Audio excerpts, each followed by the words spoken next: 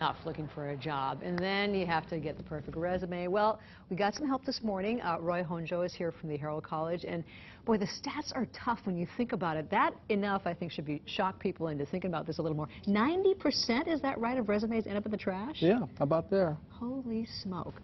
Well, what do you see, I mean, overall, let's talk about, you know, what people maybe need to think about as they enter into writing that resume, and what's so important. Okay, well, you know, what I normally tell my students and my cohorts is that think of the resume as your ticket to the interview, because the person that's going to interview has nothing but a piece of paper, and you have to be able to sell yourself. So that is very important. It's your ticket.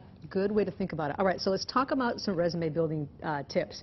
Concise and clear, is that right? Absolutely. You know, concise, clear, grammatical, typos, all of that has to be not there on the resume.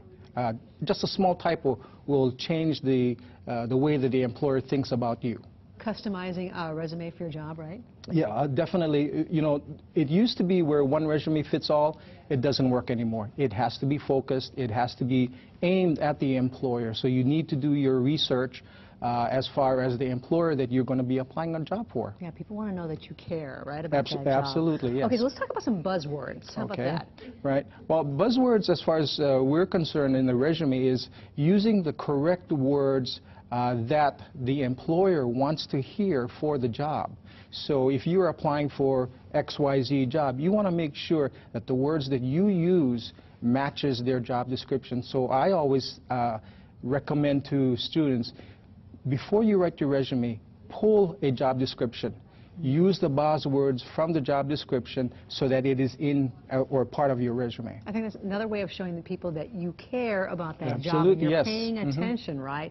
Okay, so we're going back and forth on social media. I mean, for the most part, it's a good thing, but got to be careful with that, right? Social media is so important these days, and the students, people, you have to realize that employers will look on social media. They'll see who your friends are, what kind of activities you're doing, and that may change their view of you as well. So you got to make sure that your Facebook, your Twitter accounts are all clean. Really important to create that network, joining alumni associations, research companies, right?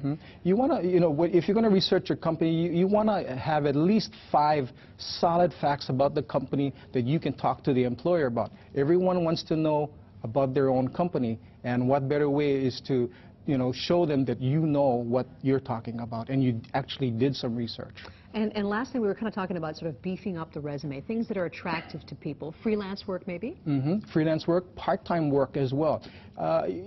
Don't get into this mindset that I have to have a full-time job. Get your foot in the door. That's what you want to do. Show them what you can do. Move up from there. All great tips. Thank you so much. Every time you come by, great advice for folks. Thank you. Good to remind people, too. All right. Thank you. Still ahead, we got a recap of today's top morning headlines. We'll be right back.